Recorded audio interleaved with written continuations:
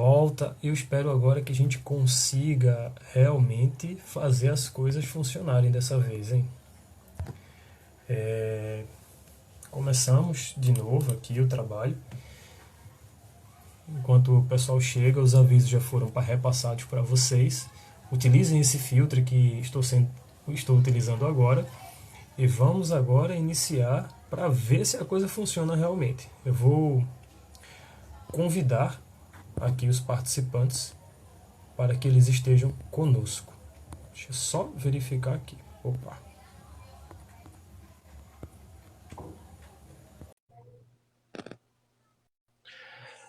A minha internet de centavos não está ajudando, jovem. Opa!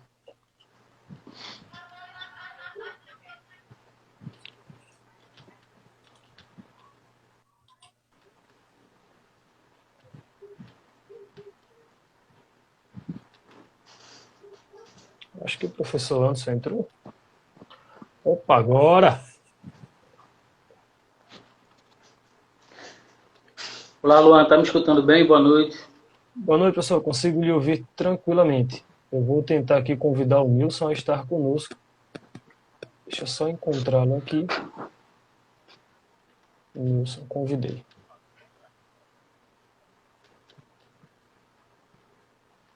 Faz instabilidade aqui na conexão, mas agora vai funcionar tranquilo. Tá conseguindo me ouvir bem? Isso, estou. Perfeito. O senhor reconhece Edson aí nos comentários? Não, não. O que é que ele está colocando aí? O que é que está escrevendo? Ele disse que as dores nas costas dele já passaram. Não entendi, mas tudo bem. Deixa eu convidar aqui o Nilson e a gente...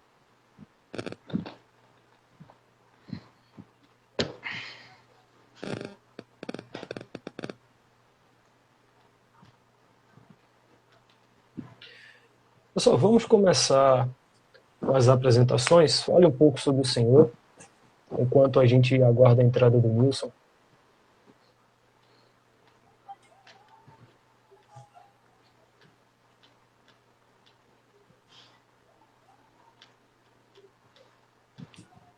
Você ouviu?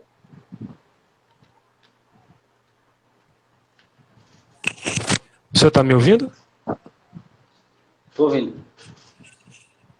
Faça uma breve apresentação do senhor para que aqueles que estão nos acompanhando possam lhe conhecer um pouco mais. Tá, não sei nem se eu apresentar a mim mesmo talvez seja complicado, né? Mas, basicamente, eu sou professor, pastor. Sou pastor da primeira igreja batista de Mostardinha já há 10 anos. Eu sou pastor do nosso seminário, né, da nossa faculdade. E eu acredito que é só isso. A não ser que alguém queira saber algo mais. Temos aqui um comentário de Pastor Gideão. Disse que o senhor foi colega de turma no seminário. Fui. Pastor José é uma benção. A nossa conferência vai acontecer na igreja dele. Coisa boa. O pastor Gideão, ele é o presidente da Associação das Igrejas do Caxangá, né? Associação Caxangá, alguma coisa assim. Isso, positivo. A nossa associação de jovens aqui também. Nilson, estou tentando te aceitar aqui, mas está acontecendo alguma coisa que não está permitindo.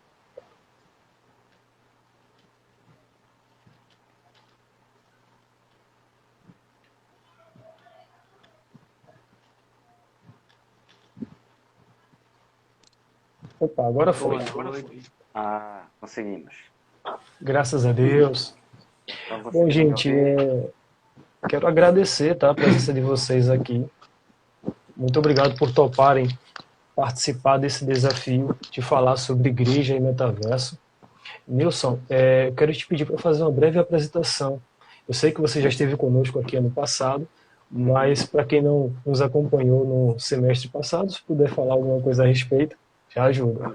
Ok, boa noite, pessoal. Graça e paz. Então, como o Luan falou, já tive a alegria, a oportunidade de participar de uma live também com ele ano passado. Eu sou Nilson, né? Eu sou membro da Igreja Batista do Engenho do Meio e sou formado na área de História, não sou da área da tecnologia.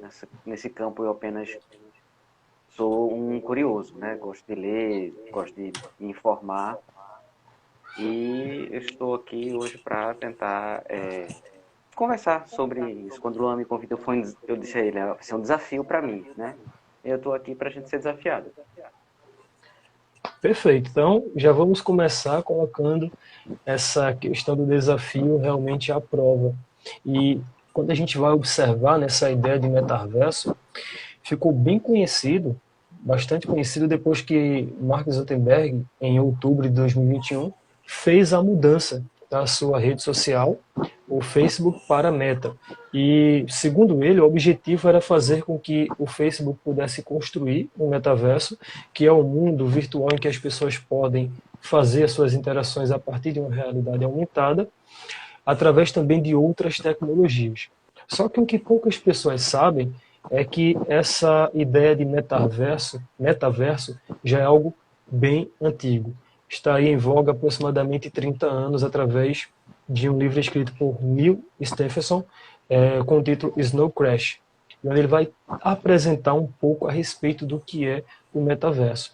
Mas aí eu quero que vocês tragam aí alguma definição do que seria o metaverso para a gente poder adentrar nesse conteúdo e emergir um pouco a respeito do metaverso junto com a igreja local. Podemos começar com o pastor Anderson para apresentar uma definição de metaverso e depois passamos para Nilson.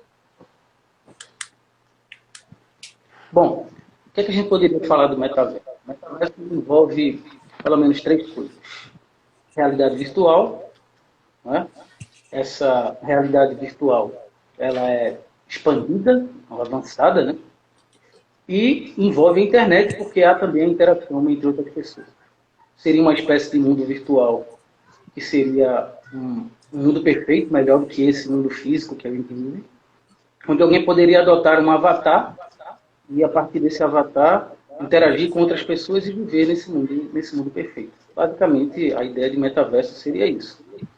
Como você já disse, historicamente falando, tudo começa aí, pelo menos, a ser colocado em prática com a mudança do nome Facebook, e o Facebook promete aí essa promessa, né, da criação desse metaverso. E aí, embora a gente vai falar isso no âmbito da igreja, mas ele envolve muitas coisas a mais que isso, né? Por exemplo, a possibilidade de você visitar um museu, um museu na França, por exemplo, sem sair daqui do Brasil, né? Ver as obras de arte em terceira dimensão, interagir com as coisas, enfim. Seria, dentro desse processo tecnológico, seria uma evolução, na verdade. Hoje a gente consegue interagir na internet, comprar coisas, mas tudo em 2D, né, em duas dimensões. A gente só tem a altura e largura, não tem a ideia de profundidade. E o metaverso daria para a gente aí essa possibilidade de interação a partir das três dimensões, né, como se a gente estivesse realmente lá, né? Realidade virtual, essa realidade virtual avançada, aumentada, e a possibilidade não só de ter essa realidade virtual aumentada, mas a interação com outras pessoas também, né? Isso seria mais importante. Então, se a gente fosse definir o metaverso, talvez a gente não tenha uma palavra só para definir o que é o metaverso. Então, envolveria tudo isso, né? Envolveria toda essa perspectiva.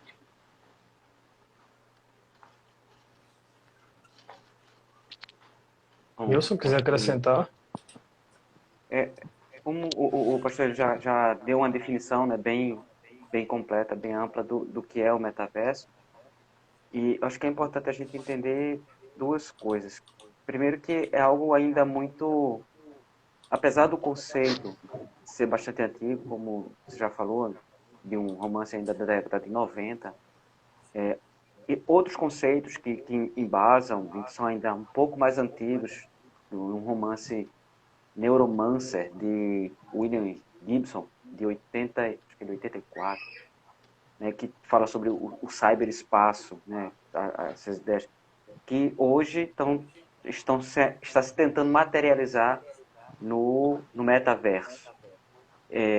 Mas os pressupostos filosóficos dele ainda são ainda mais antigos, vai de meados do século passado, com a ideia do transhumanismo, né, que é transcender, né, o que somos enquanto seres humanos. Isso acho que é importante a gente compreender. A gente não precisa se aprofundar nisso, mas é importante saber que o embasamento filosófico que está levando a esses avanços, a esse desejo por construir esse metaverso, ele é muito antigo. E a gente pode retroceder ainda mais, né? A gente pode ir até Babel, né? Se a gente for parar para pensar. Tá muito ligado nessa ideia. Mas é algo ainda muito difícil de você definir exatamente o que não é, porque está sendo construído, está sendo implementado agora. E o que é novidade assusta bastante, né? E é necessário também manter os olhos abertos, né? Ter um discernimento para saber que promessa é essa, porque essa mudança que Mark Zuckerberg fez é uma grande jogada de marketing, né? E ele está vendendo as grandes vantagens desse metaverso. Muitas empresas estão investindo bilhões, né, oferecendo as vantagens, mas ninguém está apresentando os perigos que isso traz. E eu acho que é importante a gente estar atento.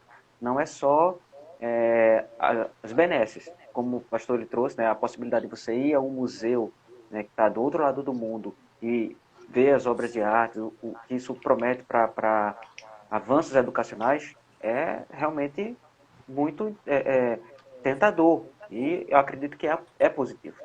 Mas a gente tem que estar atento também ao que isso está realmente, o que isso vai levar a gente, né?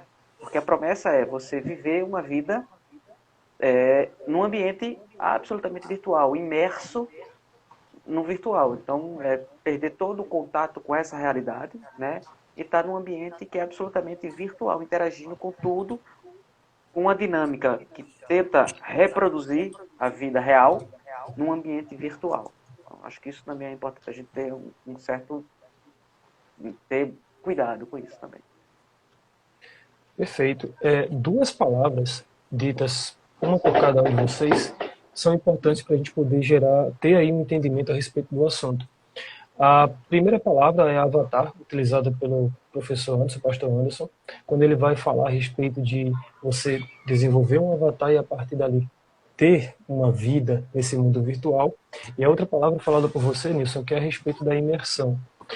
Quando a gente vai trabalhar essa ideia de avatar e pensa nas possibilidades de vida, a gente começa a olhar que é uma realidade que você cria de acordo com os seus desejos, que pode se desassociar, que desassocia, na verdade, do mundo real. E aí a gente sai um pouco agora dos benefícios apresentados e entra um pouco nesses malefícios apresentados pela tecnologia. Até que ponto o real pode se desassociar, o virtual pode se desassociar do virtual e isso afetar as relações dos jovens hoje e, de certa forma, depois a gente vai entrando na questão de igreja. Como é que vocês enxergam isso na questão de você criar um ambiente favorável às suas idealizações e imergir nesse mundo e esquecendo da sua verdadeira vida aqui fora? Não sei se deu para entender. Deu sim. Quando a gente trata de realidade, talvez usar a palavra realidade para estabelecer ou para correlacionar esse mundo virtual talvez não fosse a melhor palavra, né? Mas, enfim, porque realidade implicaria em algo real, não é? Estaria mais voltado a esse mundo tangível, onde a gente de fato está estabelecido, a quem de fato nós somos. O primeiro perigo de tudo isso é criar uma crise de identidade. Na verdade, não criar, mas aprofundar a crise de identidade que já existe na sociedade hoje. Se você for observar, por exemplo, na sociedade hoje, as pessoas já não se reconhecem, já não sabem quem são. Por isso que tem muita gente dizendo aí que nasceu no corpo errado. Na verdade, elas não sabem quem são, elas não têm noção de quem são. Esse mundo pós-moderno que a gente vive, né, esse mundo das verdades fragmentadas, esse homem pós-moderno é um homem que parou de fazer aquelas 3 perguntas, né, que toda a humanidade fez, pelo menos até hoje, por entender, não encontrar as respostas para elas. Que perguntas são essas? De onde eu vim? o que é que eu estou fazendo aqui, para onde é que eu vou. Por achar que ele não tem resposta para tal coisa, ele nem pergunta mais. E aí ele procura estabelecer-se nesse mundo a partir de si mesmo, querendo dizer quem é. E esse é um grande problema, né? Porque quando a gente não tem referências, né, para poder entender quem de fato nós somos, acabamos criando um espantalho de nós mesmos. O espantalho é uma figura de algo que representa alguma coisa, mas que não é aquela coisa. Você tem ideia do que eu estou falando, Luana? Recentemente eu vi uma reportagem de um homem que queria arrancar 3 dedos de cada mão, na verdade 2 dedos de cada mão, porque ele quer se parecer com um extraterrestre. E quanto mais parecido com um extraterrestre ele puder, ele vai querer ser mais parecido com um extraterrestre. Interessante é que até hoje eu nunca vi um extraterrestre, né? Mas enfim, outro que quer se parecer com um tigre, né? E aí ele se tatuou todo de tigre, enfim. São coisas absurdas, mas que eu estou trazendo ela para essa discussão para que a gente entenda a amplitude de tudo isso. O homem hoje, ele não sabe quem ele é. Ele não sabe quem ele é, ele não tem um referencial. Então, essa realidade aumentada, né, como eles chamam, essa realidade virtual, ela vai produzir mais ainda essa impessoalidade, essa ideia de crise de identidade. Se a gente for observar direitinho o que está acontecendo hoje, é que, e aí eu preciso deixar isso claro, eu não estou aqui crucificando a ciência é algo muito bom. Ela está possibilitando esse nosso encontro aqui hoje. É a ciência que está possibilitando essa nossa conversa. Todavia, a ciência / tecnologia, ela tem os seus benefícios, assim como já disse aqui o nosso amigo, o nosso irmão, mas ela também tem os seus malefícios. Né? Quando ela não é utilizada da maneira correta, ela também causa malefícios. E eu penso que o primeiro deles é todo esse. O primeiro desses malefícios é esse: aprofundar essa crise de identidade. Até que ponto eu posso entender que esse avatar sou eu? Ou que aquele de fato é o meu mundo e não esse mundo que eu estou vivendo aqui? Parece maluquice quando a gente fala disso, mas o filme Matrix, de alguma forma ou de outra, já tratava sobre isso. Não é? Há uma cena do filme onde o Neo vai consultar o oráculo, e tem uma criança lá entortando uma colher, não sei se vocês lembram o filme, e ele pergunta para a criança, mas isso é real? E ela responde para ele, mas o que é real? O que é realidade? Então, tem uma hora que você está assistindo a Matrix, se você não sabe se o mundo real é dentro da Matrix ou se o mundo real é fora da Matrix, né? Cria-se essa confusão na nossa mente, cria-se essa confusão, né, na cabeça de quem está assistindo o filme. Enfim, o filme Matrix já tratava disso. Então, até que ponto isso vai me trazer benefício? E aí eu penso que, na maioria das vezes, essa realidade virtual pode causar mais ainda essa crise de identidade. Há pessoas dizendo que ajuda porque tem gente que é tímida e não consegue interagir com as outras pessoas, e aí nesse mundo virtual, através dessa espécie de avatar, ela vai conseguir interagir. Quando eu penso nisso, eu só lembro do teatro grego, né? Da ideia de Hipócrates, né? daquelas máscaras, né? que os atores usavam antigamente, de onde vem o termo hipocrisia, né? E aí o ator estava ali representando, colocava uma máscara que estava com um sorriso, embora ele não estivesse rindo, né? Então, talvez esse mundo virtual, né? E esse mundo da internet, ele é muito cheio disso, né? Cheio de hipocrisias, né? Porque a gente só vê as pessoas postando coisas boas, né? Coisas ruins da vida não se posta. A vida de todo mundo na internet só é um mar de rosas, né?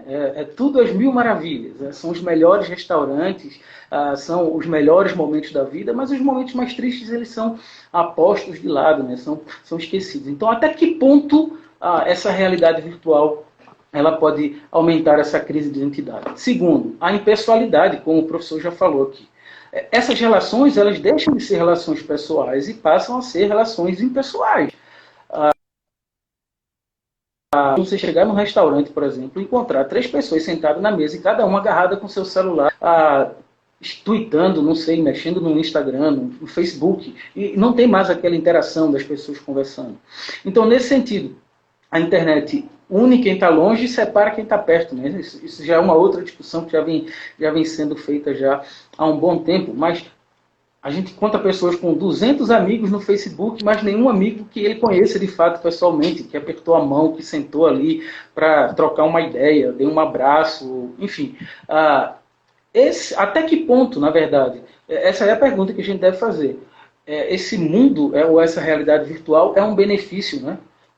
Porque já elenquei, na verdade, aqui 2 pontos complicados. O primeiro é esse, de aumentar essa crise de identidade, não é? E o segundo é esse de diminuir essas relações pessoais. E quando a gente traz isso para o âmbito da igreja, aí complica mais ainda, porque eu penso que a nossa discussão vai gerar em torno disso. Então, quando a gente traz isso para o âmbito da igreja, não existe impessoalidade para aqueles que são crentes de fato, ou para a igreja. Na verdade, Luan, preciso dizer uma coisa para você. Nem culto virtual eu acredito que possa existir. Uma vez que culto você não assiste, culto você participa, é um serviço, você tem que estar lá prestando, né?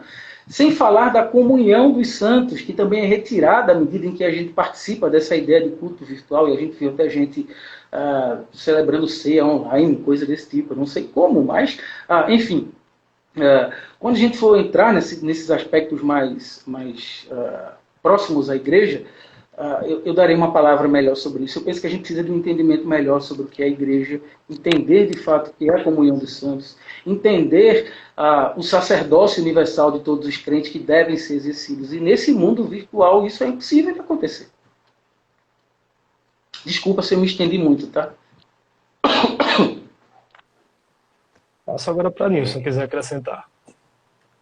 Eu acho que a palavra do pastor é muito acertada, porque não é possível a gente imaginar que o virtual pode ter a capacidade de substituir a vida que nós temos. Apesar desse nome do metaverso, o meta quer dizer além, né, o que está após, o que vem depois, numa ideia de que é algo, uma evolução está para depois do que nós temos hoje.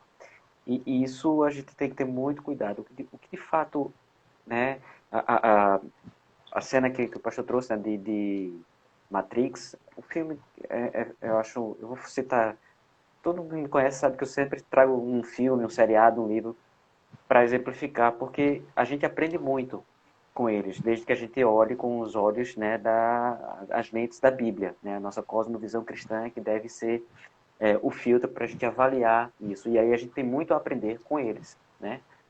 A gente aprendeu o que é certo e aprender aquilo que não está de acordo com a Bíblia. E nesse filme Matrix ele traz algumas reflexões muito provocativas, né? O que é o real? O que é real? Né? E a crise de identidade que o pastor trouxe, né? Quem eu sou? E nós, enquanto cristãos, né, temos a convicção de que a Bíblia, enquanto palavra revelada de Deus, é quem diz o que é real e o que não é real. E é o que tem o poder de dizer quem eu sou e quem eu não sou. Só que nós, enquanto seres humanos, essa humanidade caída, e aí a gente vai retroceder, né? Como eu disse, a gente retrocede a Babel, mas a gente pode retroceder lá para o Éden. Quando Eva e Adão decidem querer ser igual a Deus, ou seja, eu não quero saber o que Deus diz para mim, eu quero eu mesmo dizer. E a partir daí, ele perde toda a sua identidade e referência, uma vez que o Criador é quem define quem somos. Não, mas agora eu quero ser. E daí em diante vem todo o impulso do ser humano de querer construir para si algo que Deus já determinou e que o homem não aceita. E aí a história de Babel é um exemplo claro. Né? Quando eles chamam, lá no texto, vamos queimar tijolos e edificar uma torre para nós, uma cidade, e fazer nosso nome grande. Ou seja, vamos nós fazer para nós aquilo que a gente quer e tornar o nosso nome grande e definir quem somos, a partir daí nós definimos tudo. O metaverso nasce aí, lá em Babel, quando se tenta construir uma nova realidade que não é a realidade dada por Deus. E aí a gente tem que entender que, apesar de ter esse nome realidade virtual, né, e aí eu não vou entrar nos méritos do conceito etimológico, mas isso não é realidade. Isso pode ser algo que existe realmente, que oferece algo para a gente, e aí tem coisas positivas e negativas, mas não é o mundo real. O mundo real, as coisas reais, o que efetivamente é real, é aquilo que Deus diz que é real para mim.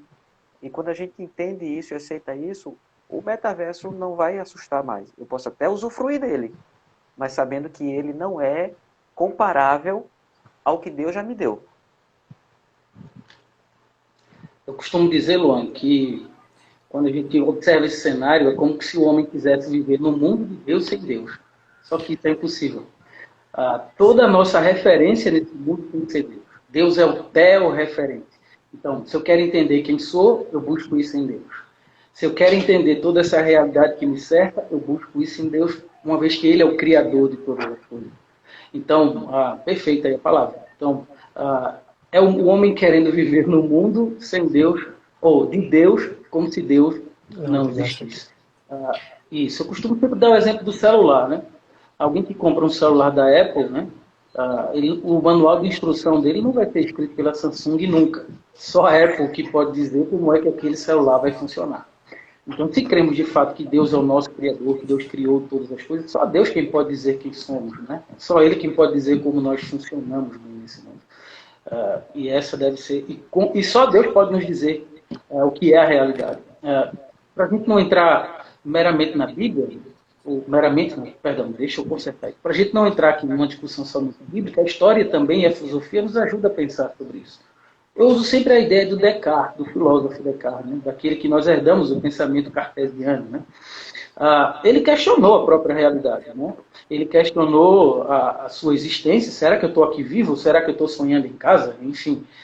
E no final das contas, e o que ele quer questionar são os princípios, ele vai encontrar segurança em Deus para depois responder todas as coisas sobre esse mundo e sobre a própria realidade dele. Então, mais uma vez, a gente precisa reafirmar isso. Não é? Talvez isso seja um escape do homem, né? Desse mundo sem Deus, né? E é muita pretensão do homem querer criar, por exemplo, um mundo melhor do que esse mundo que o próprio Deus estabeleceu. Porque o metaverso surge com essa ideia de criar um mundo melhor, um mundo perfeito, né? Diferente desse mundo em que a gente vive aqui. Enfim, só foi para reforçar aquilo que... Tranquilo. Essa ideia de você criar, né, um novo mundo já é um conceito bem antigo. Alguns jogos da década do ano de 2000, 2003 já apresentavam esse conceito, essa ideia. Você tem o Second Life, onde você cria um avatar e ali desenvolve uma vida completamente de acordo com o que você quer. Aí você tem o The Isso está Sims nos também. videogames, né? Por exemplo, o próprio Minecraft, né? Onde você cria mundos e tudo. É toda essa ideia, né? Exatamente, onde você vai criando ali uma realidade que é totalmente desfocada daquilo que a gente encontra hoje. E aí a gente já vai entrando na questão de como isso se torna um desafio para a igreja. Observando todo esse cenário, diante de tudo que já foi discutido até aqui, quais seriam os maiores desafios que a igreja enfrenta com relação ao metaverso? E aí depois a gente entra na questão dos desafios para os jovens, também nesse conceito de metaverso. Quem começa, eu ou... Vamos começar por Nilson agora. Vamos inverter. Ok. Bom, eu acho que o grande desafio para a igreja, o que o metaverso apresenta, não é diferente de nenhum outro desafio que a história já apresentou para a igreja em toda a sua história.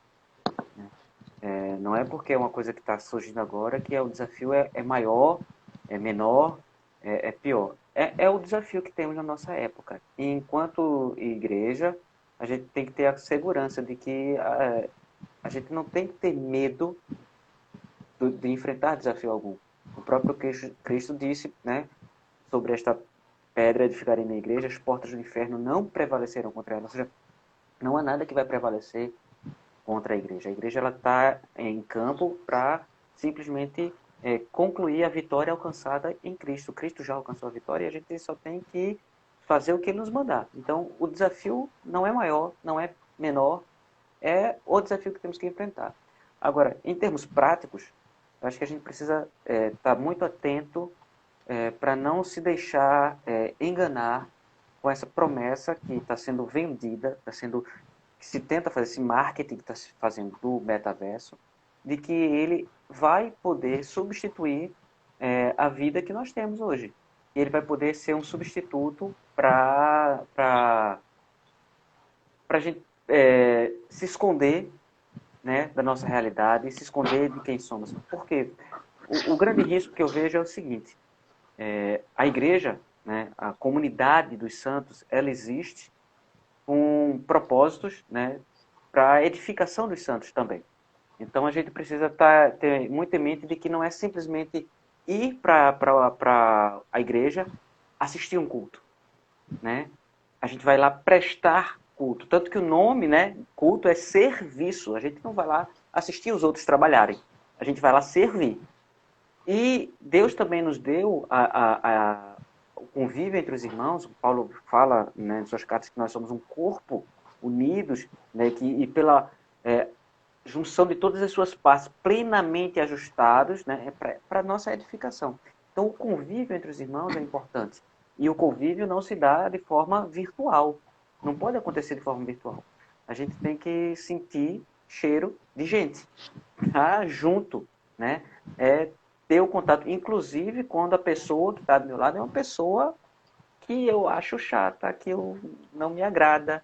Eu tenho que estar em comunhão, inclusive quando o pastor tem uma palavra dura para mim, que eu não quero ouvir, mas preciso ouvi-la. Né? E aí o perigo do metaverso é justamente esse. Eu me esconder. A gente viveu um período de pandemia em que acredito que todo mundo teve em algum momento que participar de algum encontro virtual. E aí eu acredito que todos viram que a maioria das pessoas mantém a câmera desligada, né? Se ocultando. E o risco é justamente esse. Num momento em que eu acho que eu posso ter uma igreja dentro do metaverso e eu simplesmente usar uma igreja, a igreja self-service. Eu vou lá enquanto me agrada, né? Tenho algo que me serve, legal, eu vou. Mas quando incomoda, eu fecho a câmera ou procuro outro canal, outra igreja, né? E essa é a oferta que o metaverso pode acabar ofertando, né, para as igrejas. E a gente não pode cair nessa armadilha. A gente tem que ter o convívio real, né? Ainda que seja doloroso, ferro malhando ferro. A gente precisa aprender uns com os outros para poder ser edificado e edificar mutuamente. É o que Paulo quer nos ensinar nessas cartas. E o metaverso não vai propiciar isso. Pelo contrário, vai nos afastar.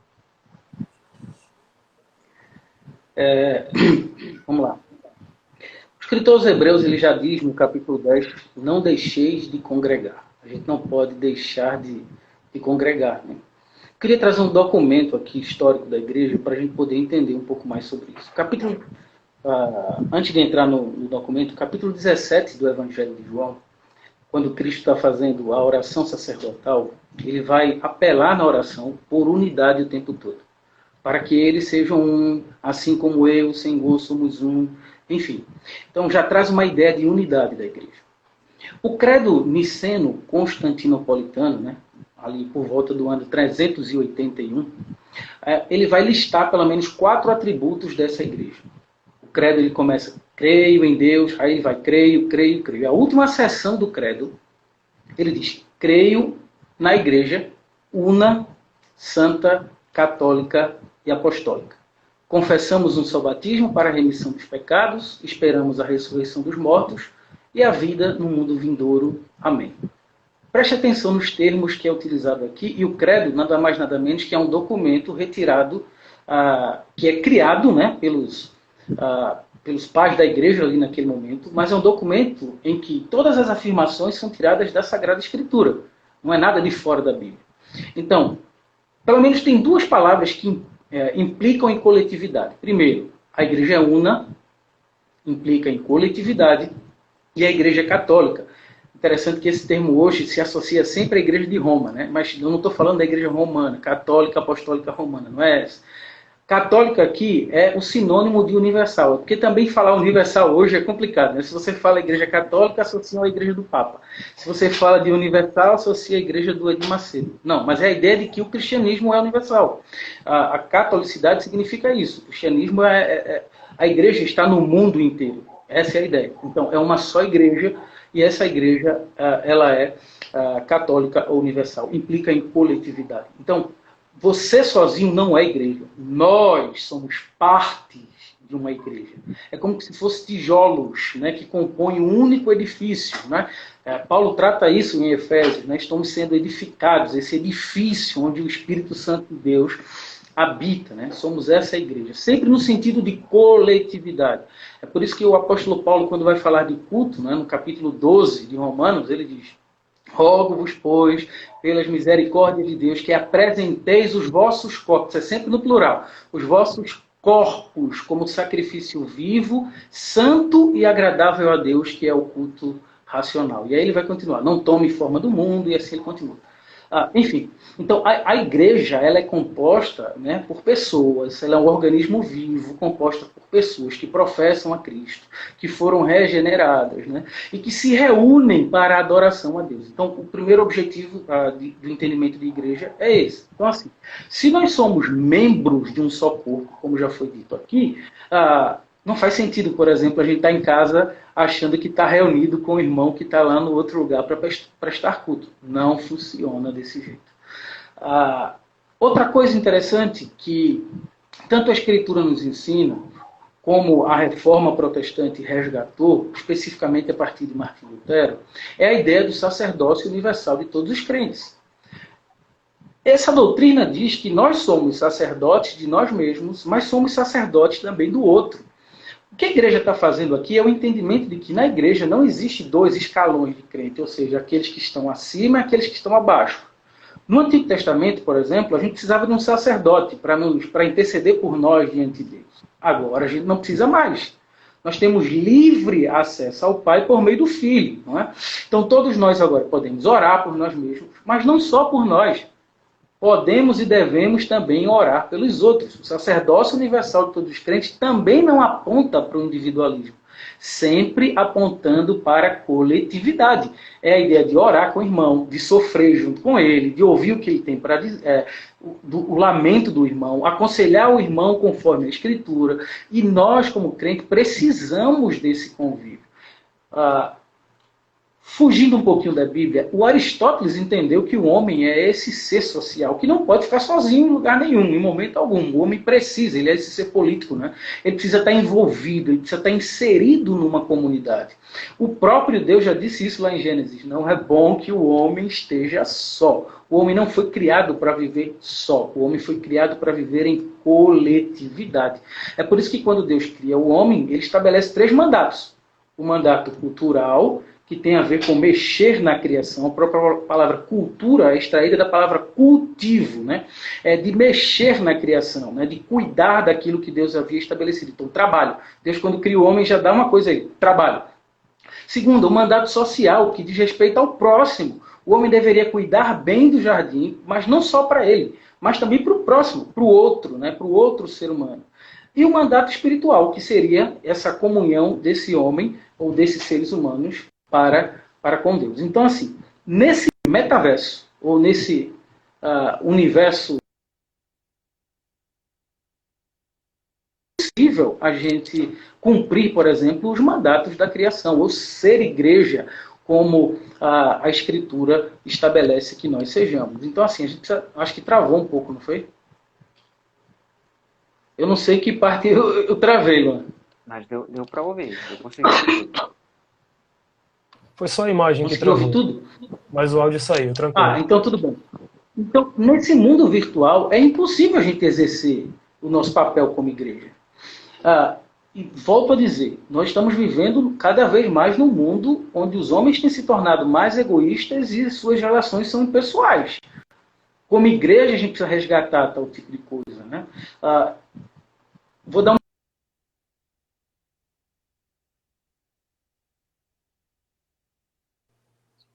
que você chega aqui na igreja, no momento em que as pessoas louvando a Deus. Né? Tá lá todo mundo cantando, e aí, adentrar naquele momento do culto, para fazer o que todo mundo está fazendo, ela se ajoelha e vai orar. Como se o culto dela fosse particular e não tivesse conexão alguma com o culto das outras que ali estão. Não está dando para entender a ideia. Ela chega na igreja, está todo mundo louvando, é o momento do louvor, está todo mundo louvando. E aí ela vai, se ajoelha e vai orar.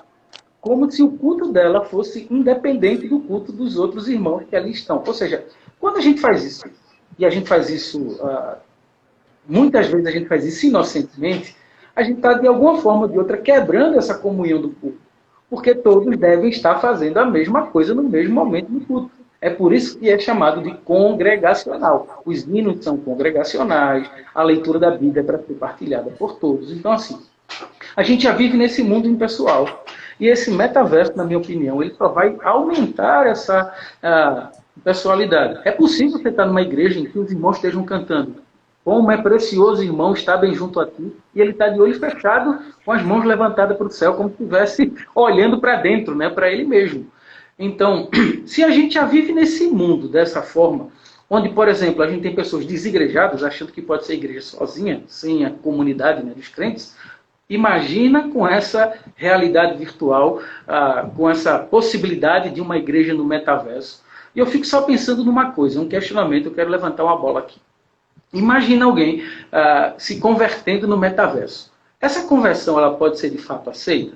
Porque se a gente pegar isso ao pé da letra, imagina esses jogos virtuais, onde eu tenho um avatar meu, que está lá com uma arma, matando outros avatares de outras pessoas. Eu posso ser acusado de homicídio por estar fazendo tal coisa? Então, até que ponto essa conversão seria válida? Não sei se está dando para entender a discussão. Mas, assim, se a gente for levando essas coisas ao pé da letra, a gente vai perceber que, de alguma forma ou de outra, não é tão simples, né? E volto aqui a dizer, que parece uma fuga. Como já disse aqui o nosso irmão, me parece uma fuga dessa realidade, na verdade, que as pessoas querem estar por trás de máscaras, né? Quando, na verdade, no cristianismo não existe essa possibilidade, né, de vivermos escondidos através de máscaras. Não existe a possibilidade de demonstrar ser aquilo que não é, né? Porque no cristianismo o mais importante até é ser do que ter ou possuir qualquer outra coisa, né? Então, deixo aí a minha reflexão e espero que... Eu percebi que travou aqui algumas vezes, mas não sei se a fala travou. Espero que não. Mas deu para compreender o conteúdo, né, do que foi passado. E eu fico feliz porque a ênfase da nossa conferência para esse ano é justamente apresentar ao jovem essa ideia de redescobrir a igreja. Porque a pandemia veio e fez com que muitas pessoas trouxessem essa ideia de que estou cultuando em casa porque agora eu não posso mais me reunir devido à pandemia. E aí muitos se afastaram. Engraçado, Luan. Deixa eu só lembrar uma coisa. Desculpa, Luan. Lembrei só uma coisa. É cômico, mas não deveria ser, né? Ia ser triste. A gente percebe que as pessoas que participam, muitas delas, que ficam assistindo o culto em casa, depois postam fotos lá, sem camisa, deitado na cama, participando, assistindo o culto da igreja. Como assim, né? É algo que soa estranho, né? Enfim. É justamente por conta dessa ideia de assistir e não cultuar. As pessoas têm esse pensamento e a ideia é que com essa conferência a gente apresente realmente que sozinho ninguém é igreja e existe a necessidade da união das pessoas no momento do culto público. E aqui o pastor Gideão comentou algo interessante, depois eu vou linkar com o que Leandro falou, que foi o seguinte: no final da década de 60, a juventude criava comunidades alternativas onde se podia tudo e não se cobrava nada. Uma sociedade alternativa, como dizia Raul Seixas. O tempo provou que era só fuga do real. Se encaixa bem com o que vocês já falaram anteriormente. E aí Leandro, aqui nos comentários, fez uma pergunta que pode nos ajudar a direcionar um pouco mais o caminhar da nossa conversa aqui. Ele diz: qual deve ser a relação do cristão e da igreja com o metaverso? E a gente vai agora afunilando um pouco mais a respeito de metaverso e igreja mais uma vez. Como deve ser essa relação cristão e metaverso, apesar de que a resposta já ficou subentendida por aqui. Fiquem à vontade. Deixa eu comentar uma parte que você trouxe, antes de entrar diretamente na questão. Foi essa questão das comunidades alternativas da década de 60, né, que surgiram, né, as comunidades hippies, Woodstock e tudo mais. E é interessante que se a gente for parar para acompanhar o desenvolvimento desse grupo de jovens e adolescentes da década de 60, eles foram os pais da geração de 70 a 80, né? E como foi essa relação que eles construíram, né? E isso pode parecer bobagem, mas não é, porque os pressupostos que levaram eles a tentar fugir daquela realidade e criar uma realidade alternativa, né, foram que constituíram a relação deles com seus filhos. E a gente ouve muito o que foi a década de 70 e 80, né, uma nova cultura, a cultura cyberpunk que vai surgir, e essa geração também buscou comunidades alternativas. E a gente está vendo hoje. A grande diferença é que, naquele momento de 60, 70, até a década de 80, mas até a década de 70, essas comunidades elas estavam muito vinculadas ao sair de um grupo e ir para um outro ambiente. Mas era um contato ainda entre aquele grupo. Com o advento da tecnologia, aí chega o televisor, o videogame, década de 70, 80, o cinema, esses jovens, né, agora os filhos dessa outra geração, vão se fechar nos seus quartos para ter o contato com a TV, né, o telefone, para aqueles que podiam ter um telefone. Quando vem a década de 90, isso vai se intensificando com a chegada do computador, né, e depois a internet, e aí eles mergulham na internet, e a gente está vendo agora outra coisa surgindo, que é o metaverso. E aí a relação que a gente tem que ter, né, aqui a pergunta, qual a relação que o jovem cristão, que a igreja, né, tem que ter com o metaverso? Eu vou estender um pouco isso para a relação que a igreja precisa ter com a tecnologia. O metaverso nada mais é do que tecnologia, né, ciência aplicada a algum propósito. E por que eu vou tentar expandir isso? É porque a gente olha para o metaverso e não tem nenhuma dificuldade de dizer isso é tecnologia.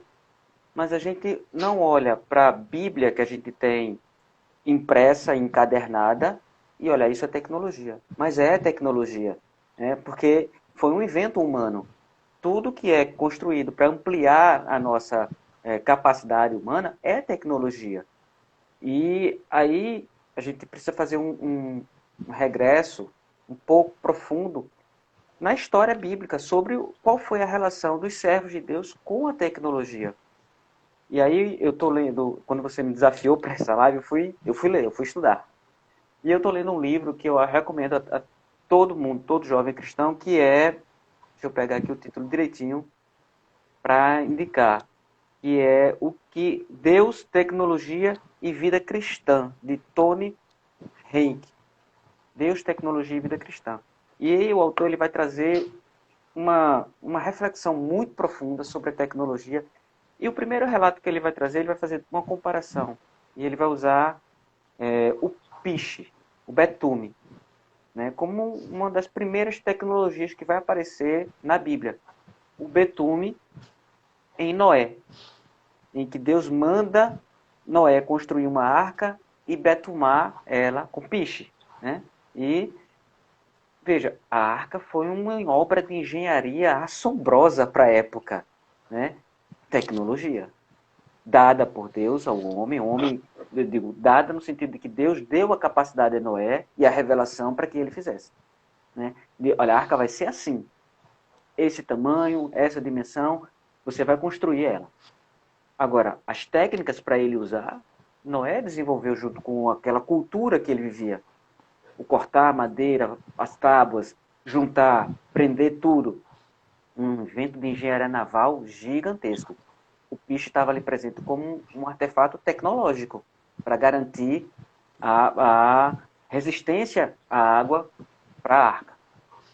E o mesmo piche, o betume, aparece de novo em Babel, em que eles vão utilizar o betume como argamassa para a construção da Torre de Babel. Dois propósitos diferentes, mesma tecnologia. Então, a relação da tecnologia com o cristão, que o cristão deve ter com a tecnologia, não é de medo, nem de desprezo, nem de ojeriza. E o que o autor desse livro está trazendo é o seguinte, olha, tecnologia é de Deus. Nada escapa ao controle de Deus. E até esse multiverso que está surgindo, o metaverso que está surgindo, pertence a Deus. Deus é o Senhor dele. Querendo o homem ou não, querendo seus criadores ou não, Deus é o Senhor desse metaverso, porque foi Deus quem deu ao homem, através da graça comum, inteligência para construir isso. Os propósitos que o homem tem em seu coração para fazer isso pode se assemelhar aos construtores de Babel. Mas pode também servir ter como modelo Noé. A questão é, o que é que move o meu coração para usar uma coisa? Né? Quais são os desejos do meu coração? Se os meus desejos do coração estão alinhados com a vontade de Deus, tudo que eu venho usar é dele, ele é Senhor, então vai ser para a honra e glória dele. Agora, se eu faço para a honra e glória minha, como os construtores de Babel, aí a tecnologia não vai trazer bom proveito. Mas Deus continua sendo o Senhor. Porque aí eu acho muito importante, o autor também traz um texto Em Isaías, acho que é Isaías 56, eu anotei esse. Isaías 54. Isaías 54, 16. E assim, eis que eu criei o ferreiro, que assopra as brasas no fogo, que produz a ferramenta para a sua obra. Também criei o assolador para destruir. O ferreiro, período de Isaías, né?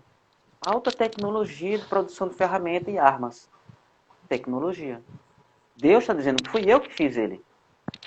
Esse conhecimento que o ferreiro tem, eu criei. Deus criou isso. E Deus criou também o assolador, aquele que vai usar essas armas num exército para destruir povos, para guerrear. Deus criou para a vontade dele. Nada escapa ao plano de Deus. E é isso que a gente tem que entender.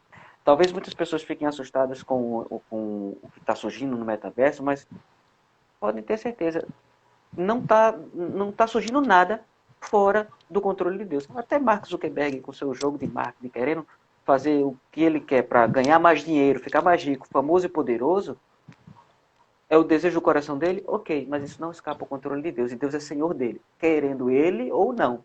Deus é Senhor dele. Deus é Senhor também desse metaverso, querendo seus criadores ou não. E não escapa do controle de Deus esse surgimento. Nesse contexto que o metaverso surge, em que toda a tecnologia desenvolvida ao longo de muitos anos, muitas décadas, por pessoas diferentes, está sendo juntada agora para construir esse metaverso, isso é o controle de Deus, para o plano dele. Agora, a igreja de Cristo, ela tem que ter o discernimento do Espírito Santo e buscar conhecimento nas Escrituras para dizer assim, olha, o que eu posso fazer com isso que glorifica a Deus? O que é que isso não glorifica a Deus? Porque tanto pode glorificar ou não. Agora, a gente tem que saber diferenciar. E se algo está glorificando mais o meu ego, como eu tentar me esconder e evitar a comunhão com meus irmãos, é o meu ego. Eu estou tentando buscar apenas os meus desejos. Isso é me colocar no lugar de Deus. Não glorifica a Deus. Agora, se eu entendo que esse recurso pode, sei lá, ser utilizado para permitir que pessoas muito distantes consigam estar próximas e assim compartilhar um pouco do que Deus tem feito na vida deles e edificar irmãos distantes, ou servir para, sei lá, um curso de teologia, um curso, né? Até mesmo para diversão, não vejo problema algum. Deus é Senhor da diversão também. Então, se glorifica a Deus, então a gente deve fazer uso. Mas sabendo, está glorificando o Senhor? A pergunta maior é essa. Essa tecnologia está glorificando a Deus? Está servindo ao mandato que Deus me deu de levar a imagem dele para todos os lugares do mundo, para enriquecer de bênçãos as outras pessoas, para levar o reino de Deus e o evangelho de Jesus para outras pessoas? Então se use. Se não faz isso, não devemos usar. Agora a questão é, o metaverso faz ou não faz? Não é uma dualidade. Eu posso pegar ele e fazer uma coisa ou outra. Mas a gente precisa saber por que eu estou embarcando nesse metaverso.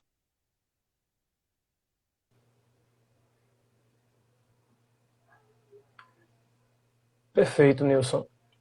Muita gente concordando com a sua fala. O senhor está aí?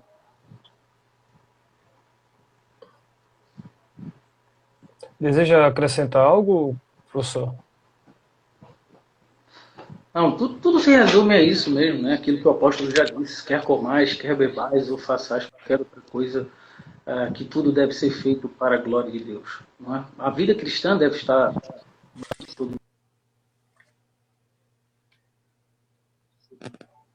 Todas as vezes que eu falo sobre isso, eu me lembro do Abraham Kuyper, né? Não existe 1 centímetro quadrado de todo o universo que Cristo não possa ter. É meu. Ele é dono de tudo, né? A doxologia de Romanos 11, né? Porque dele, por meio dele, para ele são todas as coisas, a ele, pois, a glória para sempre.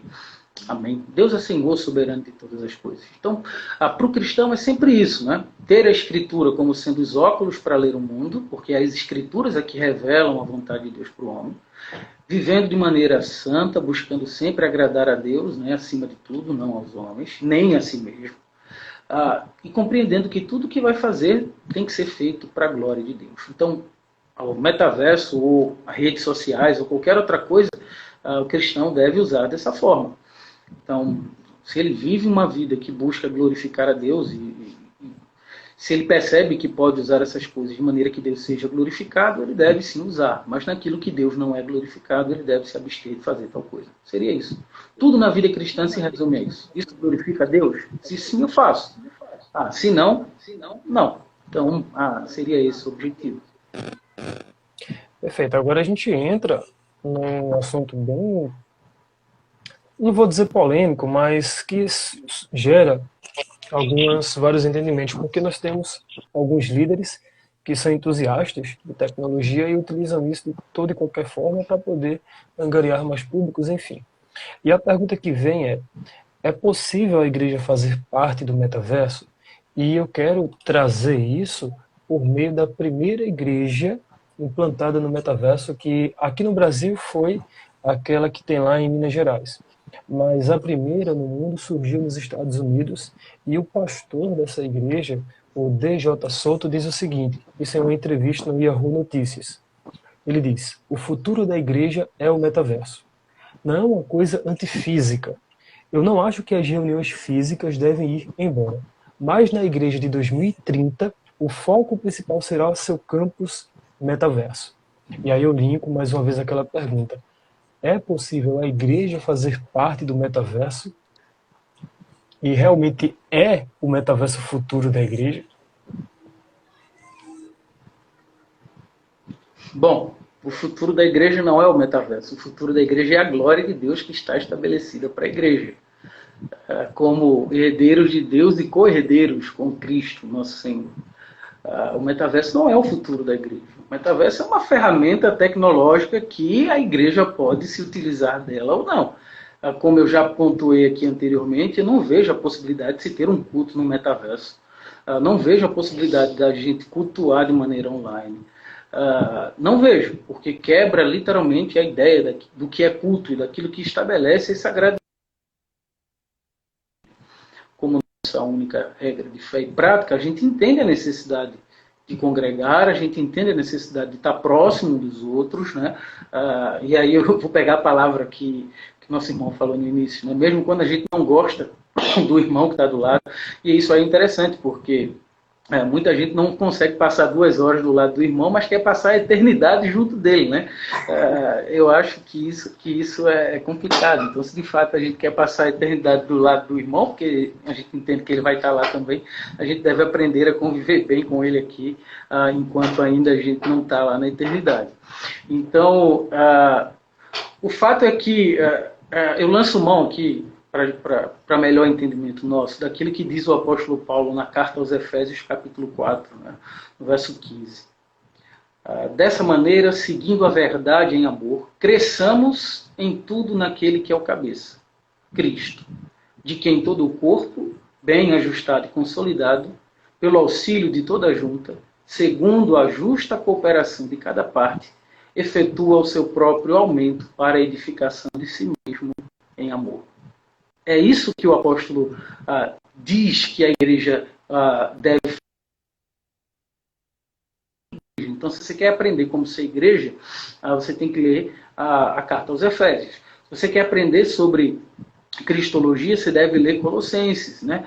Mas a eclesiologia em si, né, a doutrina da igreja, está ali para a gente de maneira bem clara na carta aos Efésios. Então, Paulo está ensinando a igreja como ser igreja. Então, esse é o sentido de ser igreja, estar como esse corpo bem ajustado, consolidado, né? Ele vai usar aqui a ideia de juntas, né? Como se nós estivéssemos presos literalmente uns aos outros, né? E aí ele vai falar da cooperação de cada um cooperando com o outro, né? Isso para edificação do próximo e de si mesmo. E tudo isso baseado no amor, não no amor, nesse sentimento produzido pelo homem, mas no amor de Deus, né, do amor de Cristo estabelecido a essa igreja, que vai muito mais do que um sentimento, tem a ver com relação, tem a ver com agir. Né? Amor na Bíblia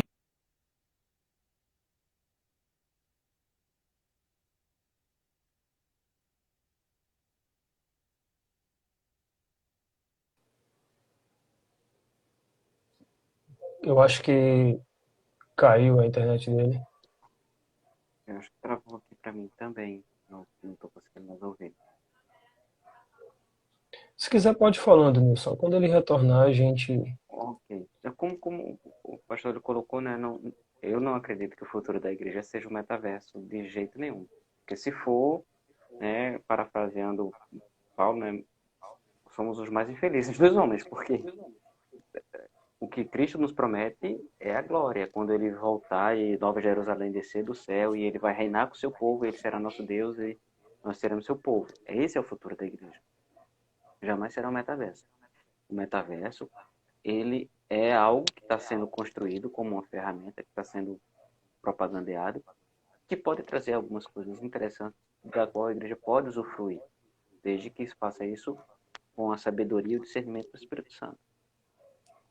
Exatamente. A gente precisa saber dos limites em que o metaverso tem, porque se a gente achar que eu posso, como eu tenho um metaverso agora, eu posso criar uma igreja lá dentro e aí congregar lá e batizar lá dentro, isso foge completamente até do que nós somos, porque senão a gente vai cair nos pressupostos filosóficos que talvez dê embasamento a essa ideia, o solipsismo, que nós somos apenas e unicamente as interações que temos com essa realidade material.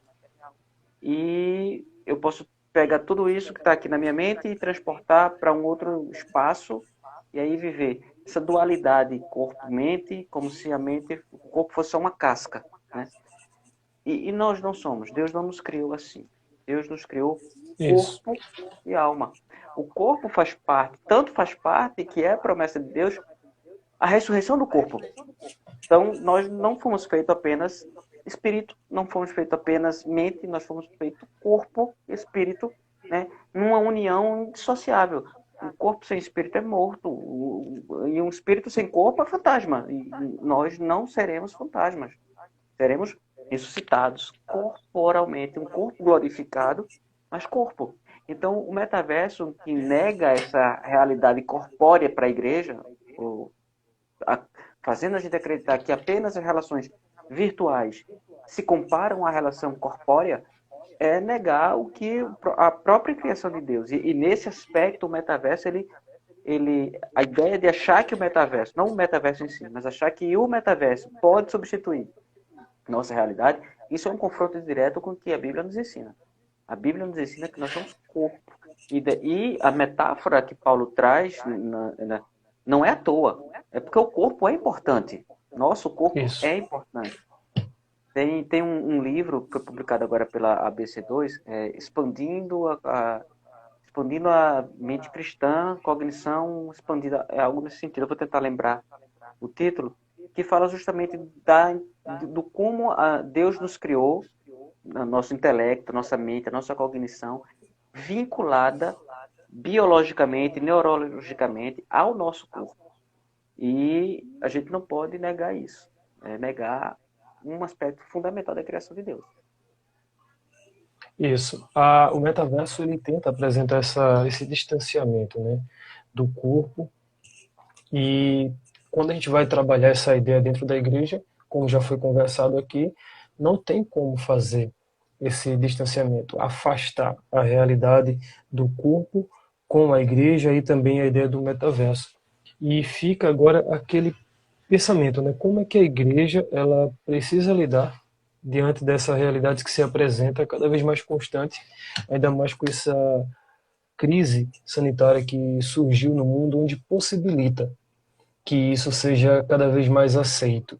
Penso que a falta de entendimento do que é a igreja é o que permite que as pessoas encarem isso como sendo real e acabem desassociando a ideia do que é a união entre irmãos, formando esse bloco, como foi dito pelo pastor Anderson, para formar a igreja. E aí a gente vem na ideia da formação do corpo de Cristo.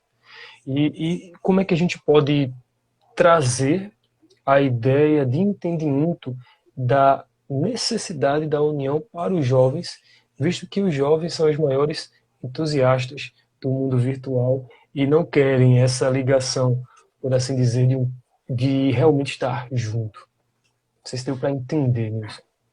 Eu acredito que sim, mas se eu não conseguir responder, você pergunta de novo até a gente sair daqui. Mas é o seguinte, primeiro a gente precisa saber o seguinte, o que de fato é estar junto, o que de fato a gente experimentar a nossa vida.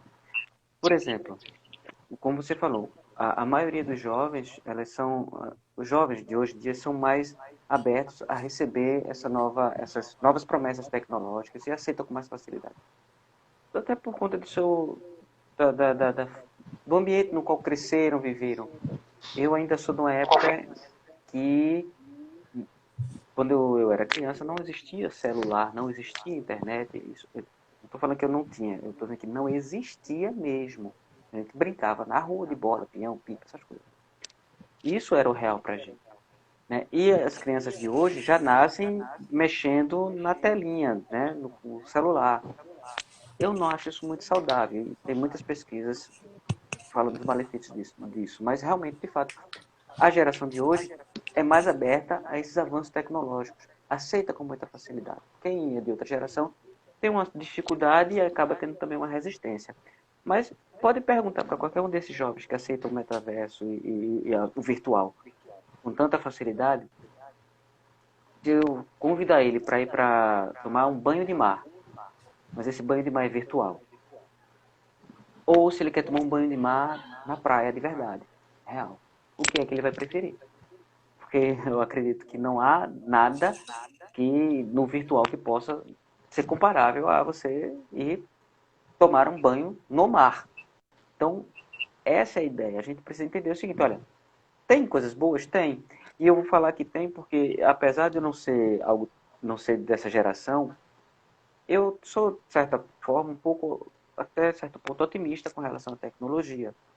E conheço projetos que têm como campo de atuação o mundo virtual para evangelização. Veja, eu estou falando de evangelização dentro do mundo virtual. O foco são pessoas que estão lá virtualmente. Não é o jogo como um instrumento, mas é o jogo e a internet como o ambiente no qual as pessoas estão sendo evangelizadas. E eu vejo isso acontecer. Mas esses projetos não negam a necessidade do contato real. Após qualquer o contato, né, a ideia é essa pessoa precisa ser acompanhada presencialmente por uma igreja. O discipulado um a um é pessoal. Discipulado não é virtual. E nenhuma dessas ideias pode substituir, né, o real. A gente precisa entender quais são os limites. A igreja pode fazer uso de inúmeras tecnologias, e a gente deve, inclusive, a gente tem que estar muito bem atento para não deixar passar as oportunidades que Deus nos dá para ganhar almas. Mas a gente não pode achar que a tecnologia é substituto da ação do Espírito Santo. O que a tecnologia vai nos trazer algo que só Deus pode nos dar e que pode substituir o convívio ou o discipulado. Não, tecnologia é só mais uma ferramenta e ela tem que ser usada com sabedoria, com moderação, sabendo quais são os seus limites. Tem limite para o metaverso? Claro que tem. Como o pastor falou, o culto é a reunião dos santos, junto, no mesmo lugar. Né? Vivemos um período de pandemia em que estávamos impossibilitados. Ok, então a gente pode fazer o quê? Encontros virtuais para edificação mútua? Podemos. A gente pode aprender, ler a palavra? Podemos. EBD, estudos, até louvor. Eu não nego essa possibilidade, mas isso não é o culto público, culto a Deus. Eu posso cultuar na minha casa com a minha família? Claro, a minha vida é um culto. Mas eu não posso substituir isso ou achar que isso é substituto de estar na igreja com meus irmãos, ouvindo a palavra, cultuando com eles, né, sendo corrigido, admoestado, exortado. Né? Isso nenhuma tecnologia vai substituir. Por mais que o metaverso evolua, e a promessa que, né, os mais entusiastas acreditam que vai evoluir a ponto de você não conseguir distinguir o real do virtual. ainda que chegue a esse ponto que nós não possamos distinguir, não quer dizer que não haja diferença, porque o Criador da realidade primeira sabe muito bem qual é a diferença. E toda outra é uma replicação. Se chegarmos a um ponto de fazer algo que nós, humanos, não conseguimos distinguir, é por nossa limitação humana de não podermos distinguir. Mas o Criador sabe a diferença. E nós devemos, então, com os olhos do Criador, através da sua palavra, saber, olha, tem diferença. E isso não substitui isso aqui. Porque isso aqui é a realidade primeira. A outra é uma cópia. E o que é cópia não pode ser tomada como original. É cópia. Né? E num mundo que é cópia, a gente não está tendo uma vida plena. E o que Cristo nos promete é vida plena, em abundância, vida real, vida verdadeira. E essa vida verdadeira só com Ele. Nenhuma tecnologia vai nos trazer. Perfeito, deu para encaixar no que a gente estava conversando aqui. Eu não sei se o professor já está estabelecido. Eu perguntei a respeito dos jovens serem mais entusiastas de aceitar novas tecnologias e realmente eu queria fazer essa substituição da igreja no metaverso para a igreja no que realmente ela é, de acordo com os princípios bíblicos. Como é que a gente poderia orientar esse jovem a não cair nesse erro, de certa forma? É para minha pergunta? Isso. Porque estava travando É bastante. um complemento só para Tá. o que o Nilson comentou aqui. Embora eu não ouvi quase nada do que o Nilson disse, porque estava travando tudo aqui para mim. Não pode, o que o jovem não pode é achar que pode substituir o culto presencial, como deve ser, por esse culto no metaverso. Nós não estamos aqui abolindo a tecnologia, não. A gente deve usar ela naquilo que a gente pode ser beneficiado com ela. Não é? Os limites. O grande problema é que a sociedade de hoje não entende limites. Né? A gente vive num mundo hoje que até impor limite para o filho é algo complicado. Né? A própria psicologia fica dizendo que a gente não pode dizer não. Mas você que está me ouvindo aí, diga não ao seu filho. Viu? A gente aprende mais ouvindo não do que ouvindo sim. Enfim. E não pense que ele vai ficar frustrado, não. Porque foram os nãos que nós ouvimos no passado dos nossos pais que nos fizeram ser aquilo que somos hoje. Então, não deixe de dizer não ao seu filho. Ele deve aprender que nem sempre ele vai ter tudo aquilo que ele quer. Nesse mundo a gente perde mais do que ganha, né, na verdade. Né? A gente tem mais frustrações do que tudo nessa vida. Então, mas voltando para cá. Nesse mundo que não entende limites, né, os jovens devem aprender os limites. No mundo das telas hoje, né? E as telas têm complicado muita gente, porque tem tirado até o sono, né? Muitas pessoas gastam muito tempo no celular, no computador, em redes sociais, enfim. E no final das contas ainda justificam dizendo que não tem tempo para fazer absolutamente nada, né? Bom, nesse sentido eu dou graças a Deus por ter nascido numa época que essas coisas não existiam, né? Não é que eu sou do período das cavernas, não, mas na minha época, de alguma forma ou de outra, as coisas eram diferentes. Enfim, havia mais interação, né, com as pessoas. Né? Havia mais coletividade entre as crianças. Né? A gente jogava bola, estava sempre no coletivo, né? Peão, bola de gude, papagaio, né, pipa na rua. Então, a gente convivia mais perto um do outro. Né? A gente passava mais tempo conversando com o outro do que com redes sociais, esse tipo de coisa. Então, as redes sociais têm substituído. Né? Há quem diga, por exemplo, que o telefone hoje substituiu a televisão. Né? No passado, as pessoas diziam assim, quando via alguém cheio de filho, dizia, não tem televisão na sua casa, né? Hoje em dia o povo diz, não tem celular na sua casa, irmão, porque o celular tomou o lugar agora da televisão. Né? Um monte de gente está no celular, enfim. Bom, o fato é que essa geração não entende limites. E eu estou falando não da minha geração, não da nossa geração. O Luan não sei quantos anos tem, mas eu acho que ele é mais novo que a gente, Nilson. A nossa geração, a minha e de Nilson, ela aprendeu os limites, né? Ainda que muitas vezes era dolorido aprender que havia limites, né? Mas a gente aprendeu que havia limites. E a gente está vivendo hoje numa geração que os pais dizem assim, eu quero dar ao meu filho aquilo que eu não tinha. Não é? E aí ele procura muitas vezes ser mais amigo do filho do que pai. né? E aí ele transfere para o filho muitas coisas. Ele transfere para o filho hoje, por exemplo, o tomar decisões quando ele nunca deveria tomar decisões. Eu sempre dou esse exemplo. Eu lembro que quando a gente saía para comer fora, geralmente isso era no final de semana e era muito escasso às vezes que isso acontecia, o meu pai dizia logo aos dois, a minha e minha irmã, olha, se brigarem vão apanhando daqui até lá e vai voltar apanhando. Já era uma coisa para todo mundo ficar quieto. Quando chegava no restaurante, ele dizia, você senta aqui e você senta aqui. A gente sentava lá e ficava quietinho. Sempre ele pedia a mesma coisa, sempre era o mais barato, era o galeto completo. E aí vinha o galeto, todo mundo comia satisfeito e ia para casa feliz. Hoje o que a gente vê é algo completamente diferente. As famílias chegam nos lugares, a criança está lá com 6, 7, 8 anos, a mãe pergunta, onde é que você quer sentar? E aí a criança diz, eu quero sentar aqui. E aí depois, o que é que você quer comer? E a criança tem que decidir também aquilo que ela vai comer, né? E aí quando ela chega na adolescência, ela quer fazer tudo de maneira autônoma, ela não quer respeitar mais ninguém. Porque ela foi ensinada desde pequeno que ela tem direito a fazer escolhas, quando na verdade ela não tem direito a escolher absolutamente nada. Criança não tem direito de escolher absolutamente nada. São os pais quem escolhem para os filhos. Porque só os pais sabem aquilo que é melhor para o filho. O filho não entende nada ainda sobre a vida, não entende nada, enfim, sobre ele mesmo.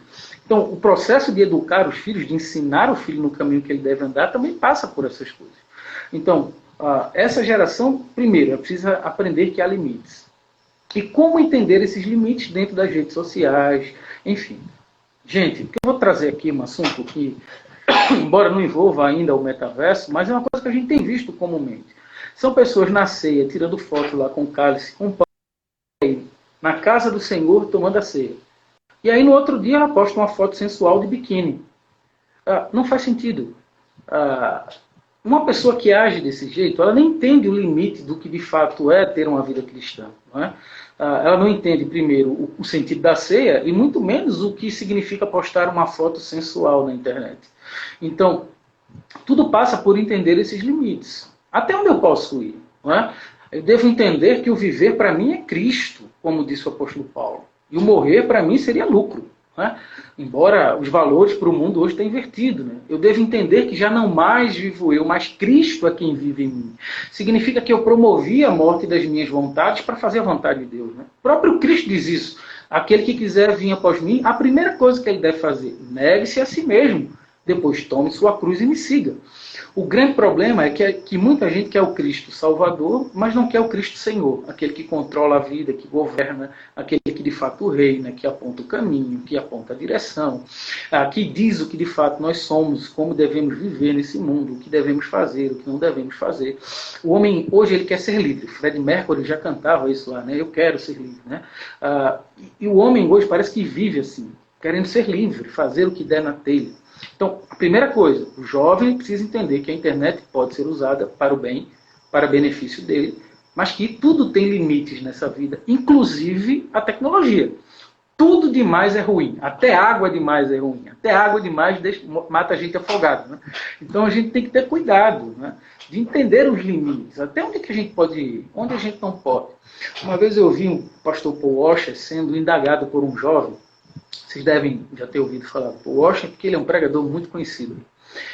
E aí o jovem indagou ele dizendo, pastor, como é que eu sei que eu de fato sou salvo? E aí ele disse assim, faça o seguinte, saia daqui hoje, procure a boate mais famosa que tiver na cidade, encha a cara, se prostitua, faça tudo de errado. E aí aquele jovem olhou para ele e disse, eu não, pastor, eu jamais vou fazer uma coisa dessa. O pastor virou para ele e disse, está vendo que você é salvo? Se você não fosse, você ia sair daqui para fazer todas essas coisas que eu estou dizendo a você que você deveria fazer. Então o cristão, ele deve entender que a mente dele deve estar cativa a Cristo, como diz a própria Escritura. Significa dizer que a nossa vontade já não é mais aquela vontade nossa anterior daquele homem pecador, mas antes de mais nada é fazer a vontade de Deus. Né? O prazer do cristão está na lei do Senhor, como diz o salmista, e na sua lei ele medita de dia e de noite. Isso em todas as esferas da vida.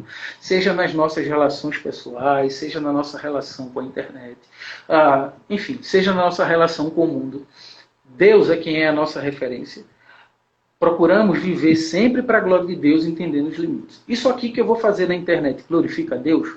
Amém. E tem muita coisa que glorifica a Deus na internet. Tem muita coisa... e volto aqui a dizer, eu acho que o nosso irmão já falou sobre isso. A tecnologia, ela vem de Deus. O homem, na verdade, ele não cria absolutamente nada, né? Quando a gente lê a Escritura, entende a coisa direito, o Criador é Deus. Nós somos fabricantes, porque a gente lida com matéria-prima, né? A gente pega aquela matéria-prima que já existe, modela ela a partir das leis que já existem. Né? O homem só sai descobrindo as leis que governam esse universo, que foram estabelecidas por Deus, e aí ele vai colocando em prática, né? A partir da razão, que também é um atributo de Deus que Deus partilhou conosco, a sua onisciência, que Deus não nos deu totalmente, mas nos deu em parte, e que nos faz capaz de pensar e de agir nesse mundo, né? De interagir com esse mundo, de produzir coisas, de fabricar coisas, de descobrir leis. Não é? Então, Agostinho, se estivesse falando para a gente hoje, o Agostinho de Hipona, lá do terceiro, quarto século, ele diria para a gente, olha, tá vendo toda essa tecnologia que a gente está aqui? Foi Deus quem estabeleceu tudo isso entre o primeiro e o sexto dia da criação. O homem só desenvolveu isso depois e fez com que isso pudesse ser utilizado. Né? O homem foi descobrindo as leis que poderia auxiliá-lo, né, ao criar tudo isso, assim como Noé na arca, e aí o homem pôs em prática aquilo que Deus determinou, colocou ali diante dele. Então, assim, quando a gente entende os limites dessa coisa, a gente usa tudo isso para a glória de Deus. Perceba, na minha fala eu disse que é impossível ter culto pela internet. Cultuar pela internet é impossível. Mas não é impossível, por exemplo, alguém ouvir a pregação do Evangelho e ser edificado por ela pela internet. Isso não é impossível, não. Isso é muito possível. É muito possível alguém ver a mensagem do Evangelho e ter sua vida convertida a partir da mensagem do Evangelho, a partir da ação do Espírito Santo. É muito possível. O que é impossível é ele participar da comunhão dos santos, trabalhar no serviço do culto pela internet. Isso é impossível.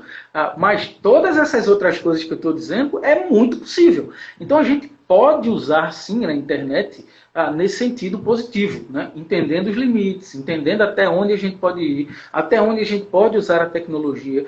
Porque tem muita gente que diz, olha, a gente não pode usar isso, isso é do diabo. O diabo não inventa nada, o diabo não criou absolutamente nada. O criador de tudo é Deus, não é?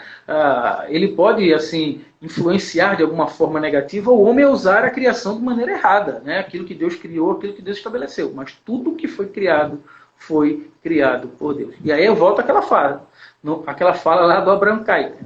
Não existe um centímetro quadrado de todo esse universo que Cristo não possa dizer é meu. E nesse sentido, até o diabo é o diabo de Deus. Lutero ia chamar o diabo do cachorrinho de Deus. Né? Não pode fazer aquilo que Deus permite que ele faça, e o exemplo está claro na vida de Jó. Né? Então, assim, seria esse, Luan. Eu penso que o que a igreja hoje precisa para poder enfrentar essas dificuldades que a igreja tem lá fora é aprender o Evangelho de fato. Eu me deparei com uma estatística recentemente que me deixou muito chocado. 70% dos jovens cristãos que vão para a universidade nos Estados Unidos abandonam o Evangelho depois de encontrar lá coisas que, de alguma forma ou de outra, deixam a sua mente entorpecidas, né? ou fazem ele vislumbrar um outro mundo, ou ver o mundo de uma outra forma.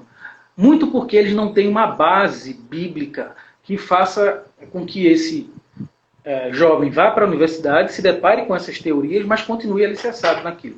Então eu penso que o primeiro caminho, o caminho para tudo, que esses jovens, adolescentes, ou qualquer crente que esteja em contato com essas coisas, o primeiro caminho é de fato aprender o Evangelho puro e simples.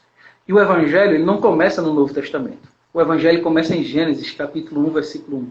No princípio criou Deus os céus e a terra. E ele se estende por toda a Escritura. Então, quando esse jovem, esse adolescente, essa criança, esse homem, ele de fato é instruído na palavra de Deus, ele vai saber lidar com essas coisas. E aí eu me volto a Timóteo, né? Paulo escrevendo a Timóteo, ele vai dizer, toda a Escritura é inspirada por Deus. E ela é apta para ensinar, redarguir, enfim. E no final ele vai dizer, isso aqui é o que é mais interessante. Porque a Escritura é capaz de tornar o homem de Deus habilitado para toda boa obra. Então, se eu de fato estou alicerçado na Escritura, como um bom batista aqui para trazer a discussão para a gente, eu tenho a Bíblia como minha única regra de fé e prática, eu entendo a Bíblia, eu vivo a Bíblia, eu creio naquilo que a Bíblia diz, vivo a partir daquilo que a Bíblia diz, eu vou saber lidar não só com a tecnologia, mas com todas as outras coisas de maneira que Deus seja glorificado. Amém. Eu acho que eu me estendi demais, desculpa aí. Não, tranquilo. A pergunta que eu ia fazer era se o metaverso pode ser utilizado como meio de evangelismo, mas a fala que vocês trouxeram já trouxe resposta a essa pergunta. Nós podemos sim utilizar como uma ferramenta de evangelismo, porém, não significa dizer que a partir disso se construirá ou se terá, né, uma igreja para acompanhar aquela pessoa. É necessário que aquela pessoa, após ser edificada com a mensagem que foi exposta nessa ferramenta, procure uma comunidade de fé que possa criar um relacionamento e ali desfrutar de uma vida no corpo de Cristo. Acho que a fala está tranquila. Alguém está comentando aqui, o Vaguinho Lira diz o seguinte: a igreja precisa saber o que é ser igreja para não ser absorvida pelo metaverso. Achei interessante essa ideia de ser absorvida pelo metaverso.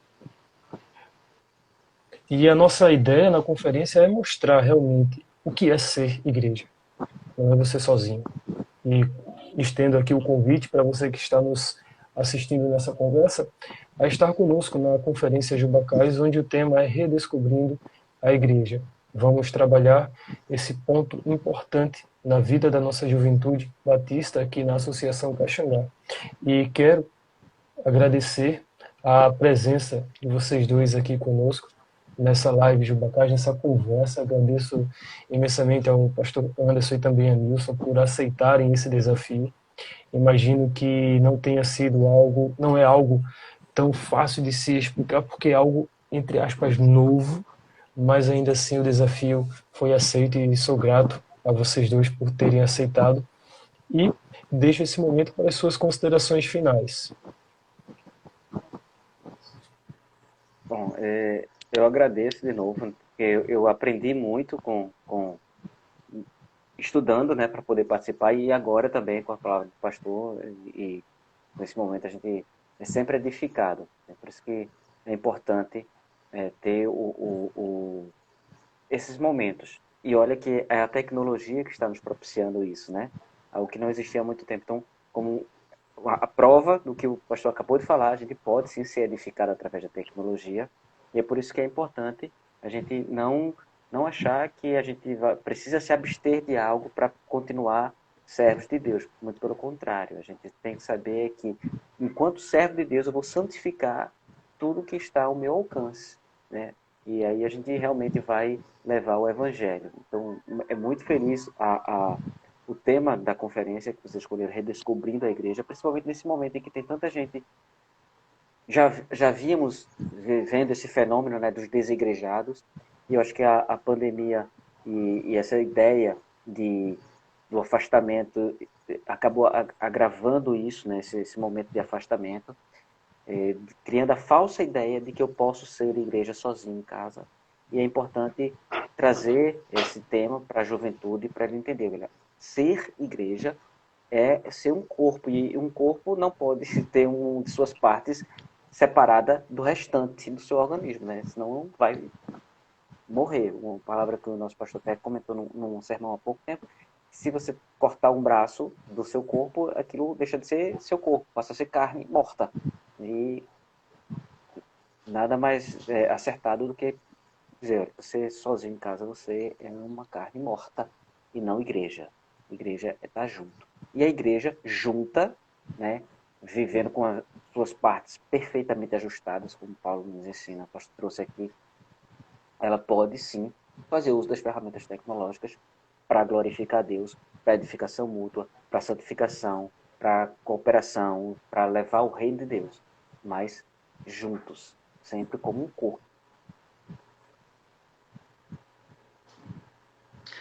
Amém. Eu também agradeço. Não é?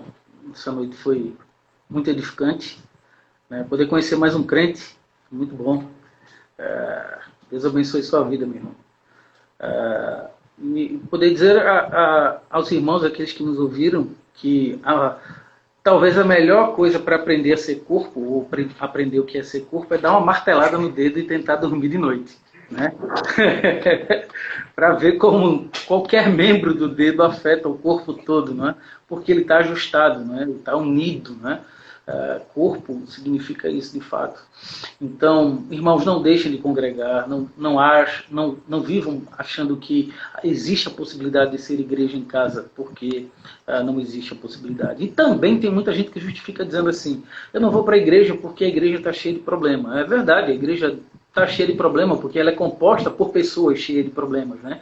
Embora regeneradas, ainda continuam sendo pecadoras, né? Igreja perfeita só quando Jesus voltar e glorificar, né, o seu povo. Então, tem muita gente pulando de igreja em igreja, procurando uma igreja perfeita e nunca acha, porque o problema não são as igrejas, o problema é ele, né? E ele ainda não conseguiu entender isso. Então, que estejamos literalmente compreendendo essa necessidade. Deus não estabeleceu isso não por ser assim algo esteticamente bonito, né? Mas é algo que precisamos de fato. Estarmos ligados uns aos outros, entendendo que Cristo é o cabeça que conduz a todos nós, né? Que Deus abençoe a iniciativa. O tema que vocês proporam também para a conferência é extremamente relevante. Eu penso que a igreja precisa aprender, né? Redescobrir o que é ser igreja, né? Porque muita gente esqueceu o que é isso. Uns focam somente na área social, achando que a igreja é uma ONG. Outros pensam que a igreja é um clube, né, onde as pessoas se reúnem ali apenas no domingo e depois não faz sentido mais nenhum ter conexão com as pessoas. Outros pensam que ser igreja pode fazer isso isoladas em casa. Então a gente vive num mundo em que as pessoas precisam de fato redescobrir, né, o sentido bíblico de ser igreja e compreender, né, que nas escrituras não existe algo que seja apenas teórico, né? Tudo aquilo que a gente aprende na teoria, a gente deve colocar isso em prática, a gente deve viver, né? O cristianismo é muito mais do que simplesmente uma teoria, é a vida. Cristo é a vida, né? O cristianismo trata de Cristo e Cristo é a vida, né? Então, que ele nos ajude a viver, né, como ele estabeleceu, que vivamos as nossas vidas para a glória do nome dele. Boa noite a todos, Deus abençoe vocês e muito obrigado a todos vocês por esse privilégio de estar aqui participando. Amém, amém. Agradecemos mais uma vez a participação de vocês. E quero dizer o seguinte, você que está nos assistindo nesse momento, você também pode baixar a nossa revista, explicando todo o propósito dessa temática, explicando tudo que vai acontecer nessa conferência e também mostrando tudo o que aconteceu ao longo desse mês de julho. Sábado agora, dia 30, acontecerá a nossa conferência e na quinta-feira teremos a nossa última live da semana. O tema é Quero mudar de igreja. Como é que a gente tem que interpretar isso para fazer essa mudança de igreja? E aí convidamos você a estar conosco. Que Deus abençoe a sua vida e que juntos possamos estar lá no dia 30.